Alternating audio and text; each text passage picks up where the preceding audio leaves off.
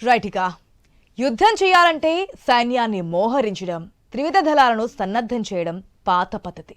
ఇవేమీ లేకుండా కుటిల నీతితో చేసే యుద్ధాలు కూడా ఉంటాయి. యుద్ధ తంత్రాల్లో ఇవి కూడా భాగమే. 3 యుద్ధాలలో ఓడిన పాకిస్తాన్ గుణపాఠం నేర్చుకోకపోవడంతో కుటిల రణతంత్రాలకు మొదటిసారిగా పదును పెట్టింది కేంద్రం.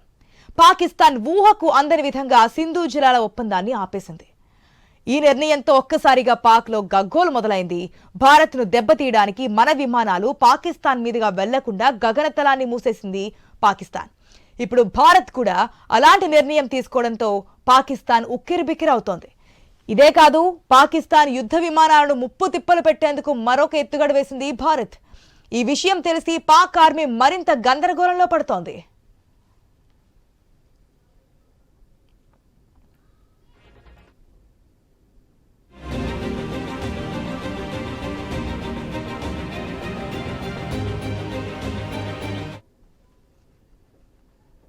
భారత సైన్యం పాక్ మిలిటరీ విమానాలు టార్గెట్స్ ను గుర్తించేందుకు వీలు లేకుండా ఎలక్ట్రానిక్ వార్ఫేస్ వ్యవస్థలను పశ్చిమ సరిహద్దుల్లో మోహరించింది. ఇవి పాక్ సైన్యం వినియోగించే గ్లోబల్ నావిగేషన్ శాటిలైట్ సిస్టమ్ సంకేతాలను బలంగా అడ్డుకుంటోంది. ఫలితంగా ఆ దేశ సైనిక పౌర రవాణా విమానాలు వినియోగించే జీపీఎస్ కావచ్చు, గ్లోనాస్, బైడూస్ వంటి నావిగేషన్ వ్యవస్థలను సమర్థంగా అడ్డుకుంటోంది. దీంతో పాక్ సైనిక విమానాలు, డ్రోన్లు, గైడెడ్ మిస్సైల్స్ భారత్లో లక్ష్యాలను గుర్తించడంలో ఇబ్బందులు ఎదుర్కోక తప్పవు.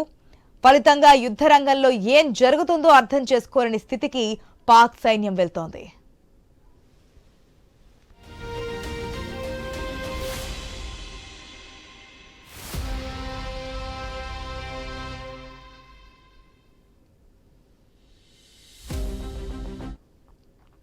Centre for land warfare studies 2024 లెక్కల ప్రకారం చూస్తే భారత్ వద్ద ఇలాంటి వ్యవస్థలు దాదాపుగా 50 వరకు ఉన్నాయి. ఎయిర్ ఫోర్స్ రఫేల్ యుద్ధ విమానాల్లోని స్పెక్ట్రా సూట్స్, నావీ వినియోగించే శక్తి సిస్టమ్స్ కూడా నావిగేషన్ సిగ్నల్స్ ను జామ్ చేసే సామర్థ్యం ఉన్నాయి. సో పాకిస్తాన్ దగ్గర సొంతంగా తయారు చేసుకున్న ఎలక్ట్రానిక్ వార్ఫేర్ వ్యవస్థలు లేవు కాబట్టి చైనా నుంచి దిగుమతి చేసుకున్న DWL-002 జార్బా కోస్టల్ ఈడబ్ల్యూ సిస్టమ్ వంటివి ఉన్నాయి. వీటితో పాటు కమర్షియల్ జామర్లు కూడా వాడుతోంది పాకిస్తాన్. ఇక భారత్ చర్యలతో ఈ ప్రాంతంలో నావిగేషన్ తో రోజువారీ చేసే పనుల్లో తీవ్ర అంతరాయం కూడా ఎదుర్కోబోతోంది.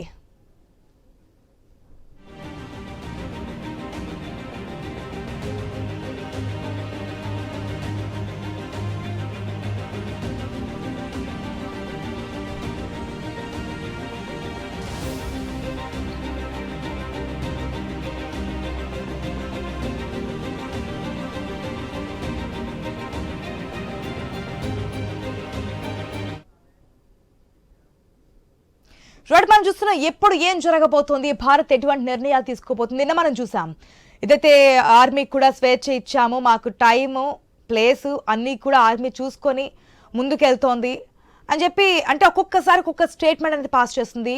ఆల్రెడీ మనం చూసాం పాకిస్తాన్ ఆ గగనతలం మీద భారత్ ఎయిర్లైన్స్ సంబంధించి నిబంధన విధించింది. ఇప్పుడు మనం కూడా ఆపేస్తున్నట్టుగా, అంటే పాకిస్తాన్ నుంచి వచ్చేవేవి కూడా అన్ని విధాలుగా కార్నర్ చేస్తున్నట్టుగా అయితే, అష్ట దిగ్బంధనం చేస్తున్నట్టుగా అయితే ముందుకెళ్తున్నటువంటి సిచ్యువేషన్. మాట్లాడదాం. మనతో పాటు డిబేట్లో పార్టిసిపేట్ చేస్తున్నారు శ్రీనివాస్ కళ్యాణ్ గారు, పొలిటికల్ అనలిస్ట్, అదేవిధంగా రెహమాన్ గారు ఉన్నారు, సీనియర్ జర్నలిస్ట్, అదేవిధంగా అనలిస్ట్ కూడా.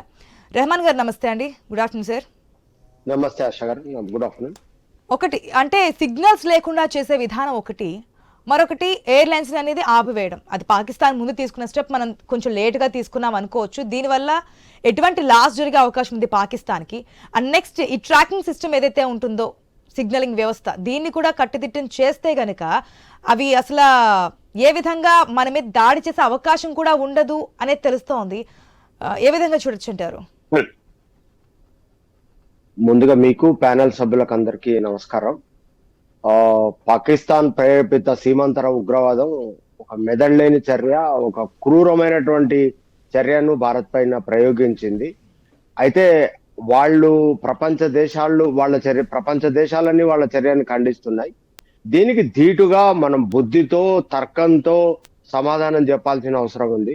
పిచ్చివాడి చేతిలో రాయిలాగా వాళ్ళ ఉగ్రవాదులు వ్యవహరించినటువంటి తీరుకు మనమేమో చాలా సంయమనంతో చాలా ఒక పద్ధతిగా వాళ్ళను ఎదుర్కోవాల్సినటువంటి పరిస్థితి ఏ, మన పైన ఉంది. కాబట్టి అదే పద్ధతుల్లో భారత్ ఖచ్చితంగా ఆ దేశానికి గుణపాఠం నేర్పించాలి, ధీటైన సమాధానం చెప్పాలి, ప్రపంచ దేశాల ముందు దాన్ని దోషిగా నిలబెట్టాలి. అందులో భాగంగా సింధు నదీ జలాల ఒప్పందాన్ని మనం రద్దు చేసుకున్నాం. అట్లానే ఆ రహదారులను మూసివేశాం. గగనతలంలో వాళ్ళ దేశానికి సంబంధించిన విమానాలు రాకుండా నిషేధించాం, అడ్డుకుంటున్నాం. అట్లానే ఇంకో ప్రధానమైనటువంటి చర్య ఇప్పుడు టెక్నికల్ సాంకేతిక వార్ఫేర్ కు భారత్ దిగింది. ఇది చాలా మంచి చర్య. దీంతో ఏంటంటే టెక్నికల్ అంటే మనకు ఉన్నటువంటి సాంకేతిక పరిజ్ఞానంతో కూడా యుద్ధం చేయాల్సినటువంటి పరిస్థితి ఉంది. అంటే యుద్ధం అంటే సైనికులు మోహరించడం, కాల్పులు జరగడము, ప్రాణ నష్టమే కాకుండా వాళ్ళను గగనతలంలో వాళ్ళ నావిగేషన్ వ్యవస్థ, వాళ్ళ సిగ్నలింగ్ వ్యవస్థను మొత్తాన్ని జామ్ చేసేటువంటి సాంకేతిక పరిజ్ఞానం ఇదంతా భారత్ కు ఉంది. దీన్ని ఉపయోగించుకొని టెక్నాలజీ తోటి వాళ్ళ గగనతలంలో వాళ్ళ విమానాలే కానివ్వండి, లేకపోతే వాళ్ళ యుద్ధ విమానాలే కానివ్వండి, మొత్తం వాళ్ళ నావిగేషన్ సిగ్నలింగ్ వ్యవస్థను పూర్తిగా పనిచేయకుండా నిర్వీర్యం చేయడం ద్వారా కొన్నిసార్లు సెల్ఫ్ గోల్ కూడా జరిగే అవకాశం ఉంది. వాళ్ళు ఎక్కడున్నారు, ఎక్కడ దిగుతున్నారు, ఎక్కడికి వెళ్తున్నారో కూడా తెలియని ఒక గందరగోళమైన అంటే కళ్ళకు గంతలు కట్టేటువంటి పరిస్థితి పాక్ ఆర్మీకి, పాక్ సంబంధించినటువంటి ఎయిర్ ఫోర్స్ కు, మిగతా వాళ్లకు ఎదుర్కోవాల్సినటువంటి పరిస్థితి ఉంటది. డెఫినెట్ గా ఇట్లాంటి ఒక మంచి టెక్నాలజీని ఇండియా వాడడం డెఫినెట్ గా మనం అందరం దీన్ని సపోర్ట్ చేయాలి. ఖచ్చితంగా పాకిస్తాన్ కు ధీటైన సమాధానం చెప్పాలని అన్ని ప్రతిపక్ష పార్టీలు చెప్తున్నాయి. ప్రపంచ దేశాలు సంయమనం పాటించి ఉగ్రవాద చర్యలు మాత్రం ఖచ్చితంగా ఖండించాలి. దీనికి సీమాంతర ఉగ్రవాదానికి స్వస్తి పలకాల పాకిస్తాన్ అని కూడా చెబుతున్నాయి. ఇది ఆహ్వానించదగ్గ పరిణామం. డెఫినెట్ గా భారతదేశం అనేటువంటి ఇంత పెద్ద దేశం పైన, ఈ దేశంలోని పౌరుల పైన ఒక క్రూరమైనటువంటి చర్య, మెదడులేనటువంటి చర్య, ఒక ఉన్మాద చేష్టల్ని ఏదైతే పాక్ ప్రేరేపిత ఉగ్రవాదులు చేసినరో డెఫినెట్ గా భారతదేశం తరఫున మనం ధీటైన సమాధానం చెప్పాల్సినటువంటి అవసరం ఉంది. ఆ చర్యల్లో భాగంగా ఒక్కొక్కటిగా అంటే ఇప్పుడు సింధు నదీ జలాల ఒప్పందం రద్దుతోటి ఆ దేశంలో మామూలు పరిస్థితి ఉండదు. తాగునీరు, సాగునీరు, అలాగే ద్రవ్యోల్బణం, ఆర్థిక ఆహార ధాన్యాల ఉత్పత్తి కొరత, అనేకమైనటువంటి కొరతలు ఆ దేశం ఎదుర్కొన్నటువంటి అవకాశాలు ప్రమాదం ఉంది. డెఫినెట్ గా ప్రజల నుంచి, పౌరుల నుంచి ఆ దేశం పైన ఒత్తిడి పెరిగేటువంటి అవకాశం ఉంది. ఇప్పటికే ప్రపంచ దేశాల ముందు భిక్షమెత్తుకుంటున్నటువంటి పాకిస్తాన్ పైన డెఫినెట్ అది ఒక సింధు నదీ జలాల ఒప్పందం రద్దు అనేది ఒక మంచి గొప్ప సాహసోపేతమైనటువంటి నిర్ణయం. ఇండియా దగ్గర 50 ఉన్నట్టుగా తెలుస్తోంది ఏదైతే ఎలక్ట్రానిక్ వార్ఫేర్స్ అనేవి. వీటి వల్ల ఎంతవరకు ఒకవేళ రెచ్చగొట్టే ప్రయత్నాలు చేస్తూనే ఉంది, కవ్వింపు చర్యలు చేస్తుంది. మనం మార్నింగ్ కూడా చూస్తున్నాం, ఒక అధికారి ఏదైతే బోర్డర్ దాటి వెళ్ళడంతో తను తీసుకురావడానికి కూడా ఇంకా ఉన్నతాధికారులు మాకు పర్మిషన్ ఇవ్వలేదు, ఇవన్నీ కూడా చెప్తూ ఉన్నారు. ఇంకా కవ్వింపు చర్యలు పాల్పడుతూనే ఉన్నారు, రెచ్చగొట్టే ప్రయత్నాలు చేస్తూనే ఉన్నారు. ఆర్థికంగా కావచ్చు, ఎట్టి పరిస్థితుల్లోనూ మనతో సరితూగగలే స్థాయి లేనప్పటికీ కూడా రెచ్చగొట్టే ప్రయత్నం చేస్తుంది పాకిస్తాన్, క్లియర్ కట్ గా తెలుస్తోంది. కాకపోతే ఇదేమన్నా యూటర్న్ అయ్యి, మీరు ఇంతకు ముందు అన్నారు కళ్ళకు గంతలు కట్టి వెళ్తున్నట్టే పాకిస్తాన్ అని చెప్పి, అది మనకి ఏమైనా లాస్ అయ్యే ఛాన్సెస్ ఏమైనా ఉన్నాయి? అంటే అది మనకి ఎక్కడి వరకు వస్తుంది ఏంటి? ఆ యుద్ధ విమానాలు అంటే రెఫెల్స్ కావచ్చు, ఆ ఫ్లైట్స్ కావచ్చు, మన గగనతలం మీదకి వచ్చినప్పుడు కూడా మనకు తెలియకపోయే ఛాన్సెస్ ఉంటాయి కదా.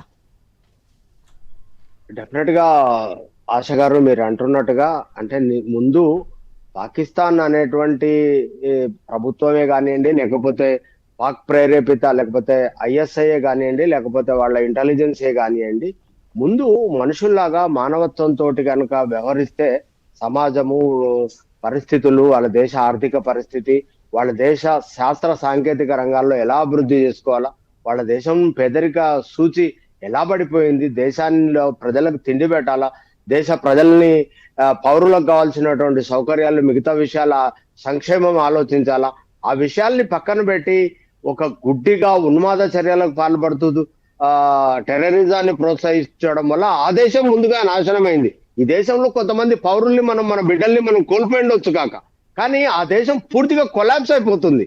తన వేలుతో తన కన్నును పొడుచుకుంటుంది. ఆ దేశానికి అది అర్థం కాక అసలు తాను అంటే ప్రపంచ దేశాలను చూసి నేర్చుకోవాల్సినటువంటి అవసరం ఉంది. నాగరికత సమాజంలోకి వచ్చి జీవించాల్సినటువంటి అవసరం ఉంది. ఆ దేశం అంటే సమస్యలు ఉండొచ్చు, సమస్యలు సరిహద్దుల్లో లేకపోతే మిగతా అంశాల్లో మాట్లాడుకోవాల్సిన విషయాలు ఏమైనా ఉంటే నాగరికత సమాజంలో చర్చల ద్వారా మాట్లాడుకోవాలి. మిగతా విషయాల్ని ద్వైపాక్షిక ఒప్పందాల ద్వారా చేసుకోవాల్సినటువంటి అంశాన్ని టెర్రరిజం ద్వారా, ఈ దేశ పౌరుల్ని చంపడం ద్వారా పరిష్కరించుకోవచ్చు అనేటువంటి ఒక ఉన్మాద చర్యల్ని చాలా స్పష్టంగా, చాలా బహిరంగంగా మేము నెత్తుటేరులను పారిస్తామన్నటువంటి అక్కడ ఉగ్రవాద సమస్యలు ప్రకటించడం నిజంగా ఇది నీచమైనటువంటి మాటలు, హీనమైనటువంటి మాటలు, దురదృష్టకరమైనటువంటి మాటలు. డెఫినెట్ గా మన ఆర్మీ స్థావరాలను కూడా పేల్చేస్తున్నారు కదా. ముందు రెచ్చగొట్టే ప్రయత్నం చేసింది వాళ్ళు, ఇప్పుడున్నటువంటి సిచ్యువేషన్స్ లో ఇంకా రెచ్చగొట్టే ప్రయత్నాలు చేస్తున్నది కూడా వాళ్ళే. నేను ఆర్మీకి సంబంధించినటువంటి గుడాన్స్ కూడా వీటిని కూడా మొత్తం కొలాప్స్ చేస్తున్నటువంటి సిచ్యువేషన్ కూడా మనం చూస్తున్నాం. అటుపక్క నుంచి వచ్చిన ఆన్సర్స్ కూడా మనం చూస్తున్నాం. తప్పకుండా ఇండియా అనేది వార్కి సిద్ధంగా ఉంది, మేము కూడా సిద్ధంగానే ఉన్నాం, మా దగ్గర ఇవి ఉన్నాయి అవి ఉన్నాయి అంటూ కూడా చెప్తున్నటువంటి సిచ్యువేషన్. అంటే మేము యుద్ధానికి సిద్ధంగా ఉన్నాయి, ఎందుకు ఇండియా వెనకడుగు వేస్తోంది అంటున్నటువంటి ఇండికేషన్స్ ఇస్తోంది పాకిస్తాన్. ఒకవేళ రెహమాన్ గారు ఇంకొక డౌట్ ఏంటంటే, ఓకే మనం పాకిస్తాన్ నుంచి వచ్చే ఫ్లైట్స్ కానీ వాటికి నావిగేషన్ సంబంధించి ఇబ్బందులు కలిగే విధంగా అయితే మనం చేయగలం ఎలక్ట్రానిక్ వార్ఫేర్ ద్వారా. ఒకవేళ సపోర్ట్ చేస్తున్నటువంటి మిగిలిన కొన్ని దేశాలు ఉన్నాయి కదా, పాక్కి సపోర్ట్ చేస్తున్నటువంటి కొన్ని కంట్రీస్, వాటి ద్వారా ఏమైనా హెల్ప్ తీసుకొని ముందుకెళ్లే ఛాన్సెస్ ఉన్నాయనుకోవచ్చా? ఒకటండి, యుద్ధంలోకి పాకిస్తాన్ దిగిన తర్వాత ఇప్పటికే ఆర్థిక వ్యవస్థ కుదేలైంది. నిజానికి భారత్ యుద్ధం ద్వారా ముందుకెళ్లేటువంటి పరిస్థితి, శక్తి, సామర్థ్యం భారతదేశానికి ఉంది. భారతదేశ శక్తి సామర్థ్యంతో పోలిస్తే పాక్ నిజానికి దానికి ఎన్ని రోజులు నిలబడుతుంది, ఎన్ని గంటలు నిలబడుతుంది, కౌంట్ డౌన్ మొదలైనట్టుగానే చూడాల్సి ఉంటది పాకిస్తాన్ పరిస్థితి. అట్లానే అది మాత్రమే కాకుండా పాకిస్తాన్ కు సహాయం అందించేటువంటి దేశాలు దీన్ని ఎగదోసిన తర్వాత ఏ మేరకు సహాయం అందిస్తాయి, ఏ మేరకు దాంతో నిలబడతాయి అనేది కూడా ప్రశ్నే. అంటే దౌత్యపరంగా ఇప్పటికే పాకిస్తాన్ కు సహాయం అందించేటువంటి చైనా కానివ్వండి, మిగిలిన దేశాల విషయంలో చాలా ఆచితూచి మనం అడుగులు వేస్తున్నాం, వాటిని నివారించే ప్రయత్నం కూడా చేస్తున్నాం. దౌత్యపరంగా కానివ్వండి, మిగతా అంశాలు కానీ పాకిస్తాన్ ఎంత అవసరమో మిగతా దేశాలకు కూడా భారత్ అంతే అవసరం. కాకపోతే చైనా ఇప్పటికే ఒక అడుగు ముందుకేసి అక్కడ రోడ్లు వేయడం, పాకిస్తాన్ ని అంటే తన పాకెట్ లో పెట్టుకునేటువంటి ప్రయత్నం చేస్తా ఉన్నది. కానీ అది చైనాకు కూడా మంచిది కాదు. అంటే ఒక టెర్రరిస్ట్ కార్యకలాపాలను ప్రోత్సహించే దేశాన్ని ప్రోత్సహిస్తే ఆ దేశానికి కూడా మంచిది కాదు. డెఫినెట్ గా మీరు అంటున్నట్టుగా దానికి సపోర్ట్ అందించి, లేకపోతే ఆర్థిక పరంగానే కాకపోతే టెక్నాలజీ పరంగా కావచ్చు, ఇప్పుడు మొత్తానికి అది టెక్నాలజీ, మిగతా యుద్ధం పైన యుద్ధ సామాగ్రి ఇదంతా చైనా అమెరికా పైన ఆధారపడి ఉంది. అంటే సొంత సాంకేతిక రంగాలు కానీ మిగతా వాటిని అభివృద్ధి చేసుకోవట్లేదు. ఇప్పుడు మనం వార్ఫేర్ కి దిగిందంతా ఇండియా తయారు చేసుకున్నటువంటి టెక్నాలజీ అంతా సొంత టెక్నాలజీతో మనం దిగుతున్నాం. శాస్త్ర సాంకేతిక రంగాల్లో మనం దూసుకుపోతున్నాం. ఈ దేశం ఐటీ రంగంలో కానివ్వండి, మిగతా అంశంలో కానీ చాలా ముందుకెళ్తున్నటువంటి పరిస్థితి.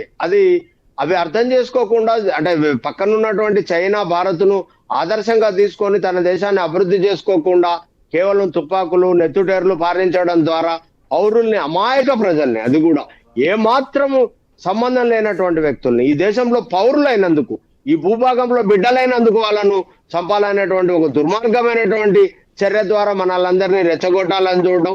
అలాగే ఏమంటారు, సైనిక స్థావరాల పైన వచ్చి బాంబులు వేయాలని చూడడం, అక్కడ ఉన్నటువంటి సైనిక అధికారులను, సైనికుల్ని రెచ్చగొట్టడం, అంటే ఒక ఉన్మాదమైనటువంటి చర్యలకు దిగడం అనేది నిజానికి దేశం వేచి చూస్తోంది. దానికి డెఫినెట్ గా ధీటైన సమాధానం చెప్తుంది రాహుల్ గాంధీ గారు కానివ్వండి, లేకపోతే మిగతా ప్రతిపక్ష పార్టీలన్నీ డెఫినెట్ గా మీరు ముందుకెళ్ళండి, మేము మీతో ఉన్నాం, ఈ దేశంతో ఉన్నాం అనేది క్లియర్ గా కనిపిస్తుంది. రెహమాన్ గారు, అంటే మన దేశంలో పొలిటికల్ పార్టీస్ ఎన్నైనా ఉండొచ్చు, రాజకీయాలుగా ఏదైనా విమర్శలు చేసుకోవచ్చు కాకపోతే వార్ విషయానికి వచ్చే పక్క దేశం మన దేశం మీద అటాక్ చేయబోతోంది. మీరు అన్నట్టుగా సాధారణంగా ఇటువంటి వార్స్ ఏదైనా జరిగినప్పుడు ముందుగా జరిగేది ఏదైనా ఉంటే ఆర్మీకి మధ్య, జవాన్లకి మధ్య జరుగుతుంటుంది. కానీ ఉగ్రవాదులు అనేది ఎట్లా తయారయ్యారంటే, వార్ చెయ్యలేక, మన సైనికులతో పోటీ పడలేక, ఆయుధాలైనటువంటి సామాన్య ప్రజల్లో ఐ థింక్ 2 days పాటు నిఘా అక్కడ పెట్టినట్టుగా తెలుస్తోంది. ఆ 2 days లో అక్కడ రోజు మాత్రం అక్కడ పూర్తిగా నిఘా పెట్టారు. తర్వాత రోజు ఈ యాక్షన్ కి ప్లాన్ సిద్ధం చేసినప్పటికీ వర్షం కారణంగా అక్కడికి ఎవరు టూరిస్టులు రాకపోవడంతో తర్వాత రోజు అంటే 22nd రోజు ప్లాన్ ని ఇంప్లిమెంట్ చేశారు అక్కడ ఉగ్రవాదులు, ఉగ్ర మూకలు. అసలు ఏ విధంగా వారిని పోర్చాలనేది కూడా తెలియనటువంటి సిచ్యువేషన్. రెహమాన్ గారు, ఇంకొక క్వశ్చన్ ఏంటంటే, వార్ రాబోతోంది, ఇండికేషన్స్ కనిపిస్తున్నాయని చెప్పి పాకిస్తాన్ ఇప్పటికే ఫిక్స్ అయిపోయింది, దానికి సంబంధించిన ఏర్పాట్లు అయితే చేస్తోంది.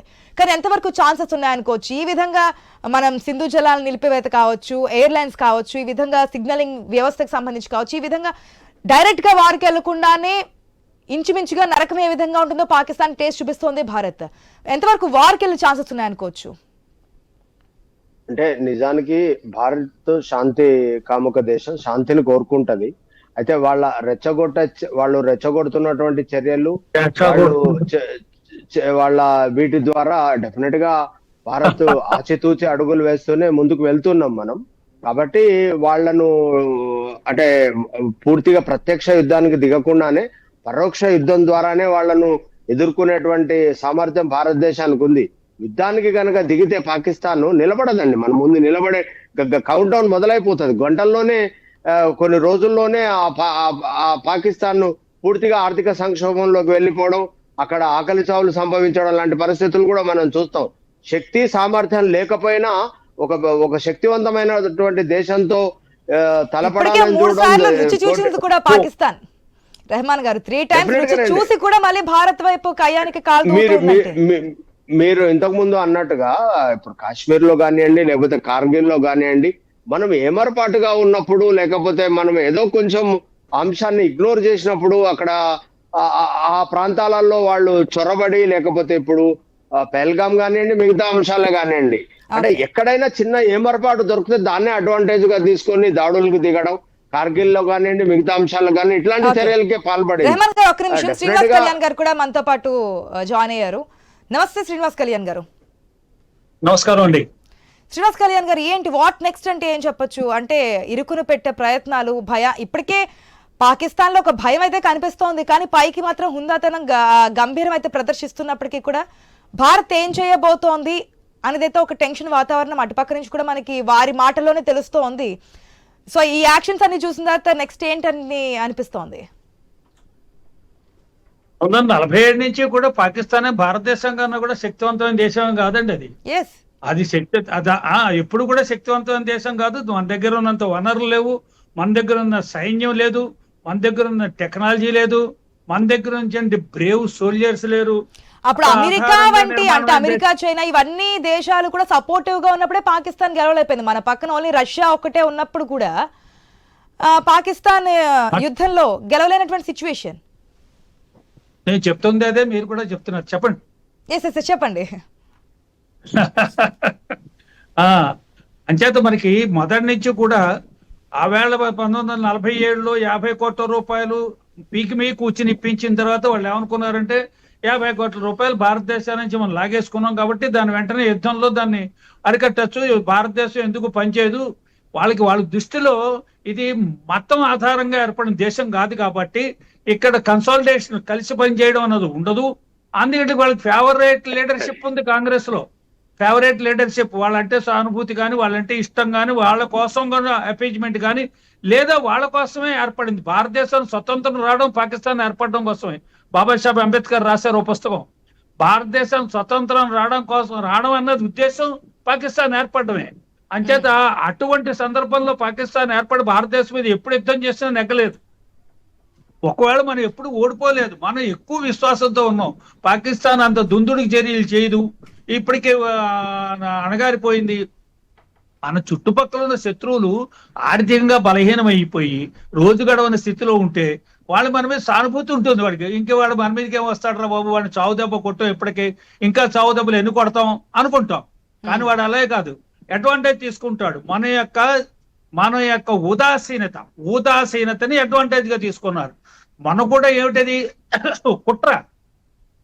అక్కడ పేల్గాములో ఆ సెక్టార్ లో అక్కడ గేట్ కానీ, అంటే చెక్ పోస్ట్ గేట్ ఎత్తడానికి వీలు లేని పరిస్థితి. సైన్యం యొక్క అనుమతి తీసుకోవాలి, మిలిటరీ అనుమతి తీసుకోవాలి. ఏ గేట్ ఎత్తినా, ఏ టూరిస్టులను ఎక్కడికైనా ఎలవ చేసినా మిలిటరీ అక్కడ అప్రమత్తంగా ఉన్నారా లేదా, వాళ్ళు అక్కడ నిఘాలో ఉన్నారా లేదా, మిలిటరీ పూర్తి సెక్యూరిటీ ఏర్పాటు చేస్తుందా లేదా యాత్రులకి, ఇంత కన్సల్ట్ చేసుకుని ఇంతలా చేయవలసింది అక్కడ రాష్ట్ర ప్రభుత్వం. ఎందుకంటే భారతదేశంలో లా అండ్ ఆర్డర్, పోలీసు మొత్తం అంతా ఎవ్రీథింగ్ స్టేట్ గవర్నమెంట్లే. వాళ్ళు కాదంటే మనం ఏది ఇప్పుడు మమతా బెనర్జీ అంది, మీరు ఏదైతే వక్ఫ్ బోర్డు అమౌంట్ తీసుకొచ్చి అవును. తీసుకొచ్చారు, అది నేను అమలు చేయను. అదే అమలు చేయను. అలాగే ఇక్కడ మీరు యూనిఫామ్ సివిల్ కోడ్ తీసుకొస్తే మేము అమలు చేయం. భారతదేశం రాజ్యాంగాన్ని అమలు చేయరు రాష్ట్ర ప్రభుత్వాలు. ఉమ్, రాష్ట్ర ప్రభుత్వాలన్నీ కూడా స్వతంత్ర దేశాలు అనుకుంటాయి. ఎన్టీ రామారావు గారు ఉన్నారు, కేంద్రం మిథ్య, మొత్తం అంతా రాష్ట్రాలదే అని. ఓకే. కాబట్టి ఈవేళ పాకిస్తాన్ ఎప్పటికీ కూడా బలహీన దేశమే. సైన్యం మనంత లేదు. ఇంకెక్కడైనా ఉందండి ఇటువంటి విపత్కర పరిస్థితుల్లో సైన్యం తిరుగుబాటు. ఉమ్, పాకిస్తాన్ లో సైన్యం తిరుగుబాటే రాజీనామాలు అంటే. ఉమ్, రాజీనామా అంటే అర్థం మేము యుద్ధంలో పనిచేయం, మేము మీకు సహకారం చేయం.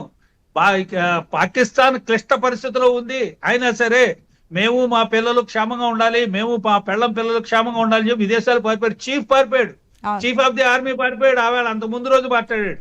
ఉమ్, అంచేత ఉగ్రవాద దేశం ప్రపంచం అంతా ఏకంగా ఉగ్రవాదాన్ని అణగదొక్కాలి, ఉగ్రవాదాన్ని తోక కొయ్యాలి, ఉగ్రవాదానికి ఊపిరి ఆడకుండా చేయాలని ప్రపంచం అంతా కూడా ఏకగంటంతో వాళ్ళందరూ ఆలోచిస్తున్నారు. ప్రపంచం అంతా కూడా. మీకు పాకిస్తాన్ డిప్యూటీ ప్రైమ్ మినిస్టర్ అనుకుంటాను, మా దేశాన్ని ఉగ్రవాద దేశంగా తయారు చేసింది యుఎస్, యూరోప్ కంట్రీస్ అని ఏదో మాట్లాడాడే కదా. అవి ఒట్టిగా పోయి నువ్వు వ్యాపారం చేసుకున్నావు, ఉగ్రవాదంతో వ్యాపారం చేసుకున్నావు. నువ్వు వ్యాపారం చేసుకున్నావు కాబట్టి నువ్వు అందరికి అమెరికాను మచ్చిక చేసుకోవడానికి, అక్కడ మిగతా దేశాలు మచ్చిక చేసుకోవడానికి, యూరోప్ కంట్రీలు మచ్చిక చేసుకోవడానికి నువ్వు ఇంట్రూడర్స్ తయారు చేసావు. హలో, వినిపిస్తుందండి? yes, yes, yes, చెప్పండి. నువ్వు ఇంట్రూడర్స్ తయారు చేసావు. ఇంట్రూడర్స్ తయారు చేసిన తర్వాత ఇంట్రూడర్స్ తయారు చేసి ప్రతి దేశంలోకి కూడా ఉగ్రవాదులు పంపించావు. అటు యుఎస్ కానీ యూకే కానీ. అవును. యుఎస్ అనుకుందండి ఎప్పుడైనా ప్రపంచంలో చీమ చిట్టుకుమంటే మొట్టమొదటి చీమకు కూడా తెలియకుండానే అమెరికాకి తెలుస్తుంది. అది అటువంటి ఉన్న పరిస్థితి, నిఘా పరిస్థితి. వాళ్ళకి తెలియకుండా టిన్ టవర్స్ పగల కొట్టేశారు ఉగ్రవాదులే. ఆ ఉగ్రవాదు ఆ బిన్ లాడెన్ని కాపలా కాసి దాచింది, సంరక్షించింది పాకిస్తానే. yes, yes. పాకిస్తాన్ వెళ్ళి కూడా చెత్త కొట్టొచ్చారు. అంచేది ఈవేళ భారతదేశంతో ఈవేళ మనకున్నటువంటి సాయుధ సంపత్తి కానీ, మనకున్నటువంటి సముద్ర వాహకాలు కానీ, విమానాలు అంటే యుద్ధ క్షిపణులు తీసుకెళ్లే వాహకాలు ఇప్పుడు 2 ఉన్నాయి మనకి ఆల్రెడీ. 3వ తయారైపోతుందట. మూడు క్షిపణుల వాహక నౌకలు ఉన్న దేశం ఏదీ లేదు, భారతదేశమే. వీళ్ళ భారతదేశంతో శక్తివంతుడికి సమర్థించే స్నేహితులు వస్తారండి. శక్తివంతుడు అయితే, నేను శక్తివంతుడిని అయితే నా వెనకాల నుంచునే వాళ్ళు 1000 మంది ఉంటారు. నేను బలహీనుడిని అయితే సెలవు పెట్టి వెళ్ళిపోతారు. నా దగ్గర ఉద్యోగులే సెలవు పెట్టి వెళ్ళిపోతారు నేను బలహీనుడిని అయితే. పాకిస్తాన్ గురించి ఇంతకన్నా విశ్లేషణ అవసరం లేదు. పాకిస్తాన్ ఇప్పుడు కనుక పాకిస్తాన్ ని మొత్తం కొట్టకుండా ఏదో బైపార్టరేట్ అగ్రిమెంట్ లేకపోతే మరోసారి కూర్చొని మాట్లాడదాం. ఎక్కడైనా సరే శక్తివంతమైన దేశం శక్తిహీనుడిని ఉపేక్షిస్తే బలం పుంజుకుని నెత్తెక్కేస్తాడు. ఎక్కడ ఉండదండి. శక్తిహీనుడు మాత్రమే ప్రాధాయపడతాడు నన్ను క్షమించమని ప్రాధాయపడతాడు. శత్రు శేషం ఉండకుండా, మన శాస్త్రాలు చెప్పాయి, మన పురాణాలు చెప్పాయి, శత్రు శేషం ఉండకుండా కొట్టేయాలి. భారతదేశం ఈవేళ పాకిస్తాన్తో యుద్ధమే కాదండి, ముప్పేట దాడి అంటారు దీన్ని. ముప్పేట దాడి అంటే పాకిస్తాన్తో యుద్ధం చేయాలి, భారతదేశంలో ఉన్న పాకిస్తాన్ నిర్మాణం చేసిన స్లీపర్ సెల్స్ తో యుద్ధం చేయాలి. ఇక్కడ ఇంకా ఉగ్రవాదుల యొక్క శిబిరాలు పాకిస్తాన్ లో పివికలో ఉన్నాయి. వెళ్ళి సర్జికల్ స్ట్రైక్ చేసేస్తాం. భారతదేశంలో ఉన్న వాటికి ఏం చేస్తాం? సర్జికల్ స్ట్రైక్ ఇక్కడ ఎంతలా మాట్లాడుతున్నారు. ఒకళ్ళు మాట్లాడతారు ప్రధానమంత్రి ఇంటర్నేషనల్ టెర్రరిస్ట్. ఇదే పరిస్థితి. రాజకీయంగా విభజించారు. రెహమాన్ గారు, ఫైనల్ గా యుఎస్ ఏదైతే ట్రై చేస్తోంది, అటు ఇటు కూర్చొని మాట్లాడి శాంతింప చేయాలి, వార్ వరకు తీసుకెళ్లకూడదు అని, అది ఎంతవరకు అమలయ్యే ఛాన్సెస్ ఉన్నాయనుకోవచ్చు? పాక్ ఏమన్నా వెనక్కి తగ్గే ఛాన్స్ ఉందా? లేదంటే ఎటువంటి వెనకాల బలం లేకపోయినా అందరూ ద్వేషిస్తున్న ప్రపంచ దేశాలన్నీ కూడా ఏలెత్తి చూపిస్తున్నప్పటికీ కూడా తన దారి తనే అనుకునే విధానం ఏమైనా కనిపిస్తుందా? అంటే డెఫినెట్ గా ఆశా గారు మీరు అంటున్నట్టుగా ముందుగా ఆ దాడిని, ఆ చర్యల్ని పాకిస్తాన్ ముందు దుర్మార్గమైనటువంటి చర్యల్ని అమెరికా ఖండించింది. డెఫినెట్ గా అమెరికా పాకిస్తాన్ ని ఉగ్రవాద దేశంగా గుర్తించాలి. ఆ చర్యలను పాల్పడకుండా దానిపైన ఆంక్షలు ముందు విధించాలి. అటు యుద్ధాన్ని నివారించాలనేటువంటి ప్రయత్నం చేయడం కంటే ముందు ఆ దుర్మార్గమైనటువంటి చర్యల్ని, దాన్ని కూరలు బీకేటువంటి ప్రయత్నాన్ని అమెరికా చేయకుండా కేవలం మనల్ని బుజ్జగింపు చర్యలు లేకపోతే మనకు నీతులు చెప్పడం ద్వారా మాత్రమే భారత ప్రజలు కానీ, భారత భూభాగంలో నివసిస్తున్న వాళ్ళు ఎవరు హర్షించరు. డెఫినెట్ గా పాకిస్తాన్ పైన ఆంక్షలు పెట్టాలి. డెఫినెట్ గా దాన్ని దోషిగా నిలబెట్టాలి. దానిపైన చర్యలు తీసుకున్నటువంటి స్టేట్మెంట్లు ఏమైనా వస్తే మనం హర్షించేవాళ్ళం. కేవలం అట్లాంటివి కాకుండా కేవలం బుచ్చగింపు చర్యలు, రెండు దేశాలు సంయమనం పాటించాలి, ఇట్లాంటి స్టేట్మెంట్లు ఇస్తా ఉన్నది. కాబట్టి డెఫినెట్ గా ఆ దేశం పైన ఆంక్షలు పెట్టి దాన్ని ఉగ్రవాద దేశంగా ప్రకటించి ఆ దేశాన్ని ఇస్తున్నటువంటి సహాయం పైన కానీ మిగతా విషయాల పైన కానీ ఆంక్షలు పెడితే డెఫినెట్ గా మనం స్వాగతిస్తామండి. Sir last 30 seconds sir please. తప్పకుండానండి. అమెరికా ఏం చేసుకుంటుందో మనకి ఎందుకండి, అది ఆంక్షలు పెట్టుకుంటుందో కూర్చోబెట్టి మాట్లాడుకుంటుందో. Already Pakistan prime minister American president తో మాట్లాడాడు, మీరు మాట్లాడుకోండి అన్నాడు, అలాగే అంటాడు. అమెరికా కోసం ఎంత వరకు ఏం చేయాలనేది ఓకే చూద్దాం. మరి ఒక్కొక్క రోజు ఒక్కొక్క నిర్ణయం తీసుకుంటుంది, ఒక్కొక్క స్టెప్ ముందుకెళ్తుంది భారత్. మరి నెక్స్ట్ స్టెప్ ఏ విధంగా ఉంటుంది, పాక్ వెన్నులో వణుకు పుట్టించే విధంగా ఎటువంటి నిర్ణయాలు తీసుకుంటుంది అనేది వెయిట్ చేసి చూద్దాం. ఇది వాళ్ళ స్పెషల్ డిబేట్. అప్డేట్స్ కొనసాగుతుంటాయి, చూస్తూనండి ఐ న్యూస్.